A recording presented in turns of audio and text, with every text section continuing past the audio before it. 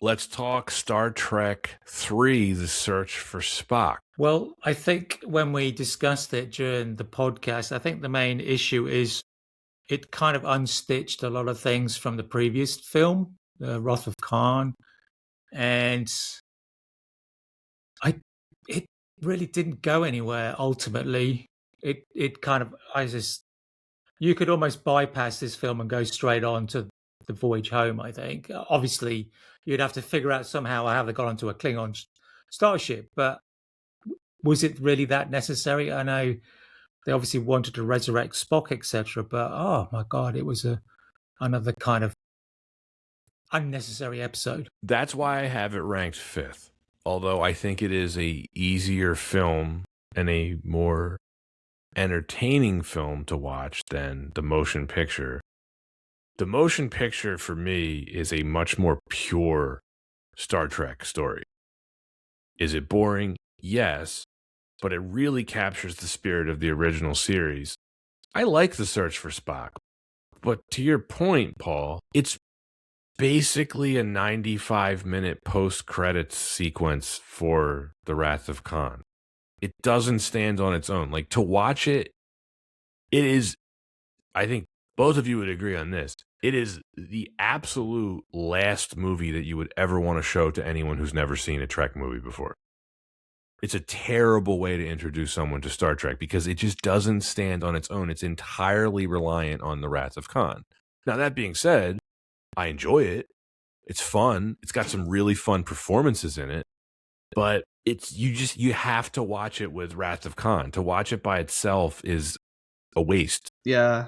In terms of like what the film brings to the table that I really appreciate, it's just it really establishes Klingons in this universe. And I think for me, like that is huge, especially when we see how the Klingon race is then written into, future series. And at the same time, different actors really bring so much life into the Klingons in the series. Also, I think it's the first time we get the Klingon language. So I think, wanted to highlight You're that. right. Yeah. So with that aspect, I think it's like a very important film. But overall, I just think, to me, more intriguing as a film to like revisit. And I think, a lot of that, I would definitely give credit to Leonard Nimoy in terms of, directing the film and wanting to. And I think we talked about it, like the compromise that is brought to this film between the first and the second. Yeah. Now, if you want to cheat and watch this unofficial Genesis trilogy all the way through, I think we actually talked about this on the Search for Spock episode, Paul. It's this, in my opinion, it's one of the best film trilogies ever. And it's completely underrated, but it's not an official trilogy. So you never hear it really talked about as a trilogy. But The Wrath of Khan into Search for Spock into Voyage Home is, in my mind's eye, I kind of treat it all as like one just big story because it basically takes place over, I don't know, it's a few weeks, I think. It really is like one giant chase from start to finish, and it's some of my all-time favorite science fiction. So I don't want to be too harsh on The Search for Spock. I really do enjoy it. Anton, you made really good points about the Klingon stuff, and the debut of James Horner composing the score, it's magnificent. It was a very... Oh, no, sorry, his debut would have been on Wrath of Khan. I misspoke.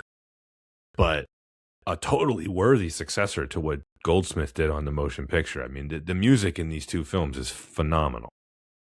I also like the, some of the set sequences of, how, Kirk doesn't understand what it is to be defeated and how is he going to get out of these sticky situations, and the way they kind of landed on the planet, set the self-destruct on the Enterprise.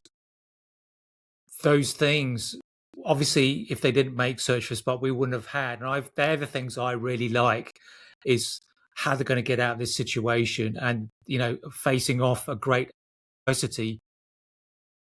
I think is really, really good, and also the loss of his son. Yes, was just phenomenal. The act, give him his due. Shatner can act, and those emotions really came across I would say that was like it was a low point for him, but it was certainly a high point for dramatic elements within that film, and I really, really loved that part. It's the best acting he's done. Yeah. You just heard a preview of this week's Patreon exclusive episode. The full episode is available right now for our supporters over on Patreon. Think of this as a bonus episode. They hit Patreon first, and they come to the public feed 2 to 3 weeks later. So if you want early access, extra episodes, and just want to help keep the show going, head on over to patreon.com/WWIBofficial and become a patron. Thanks for listening, and see you next time on Why Wasn't It Better?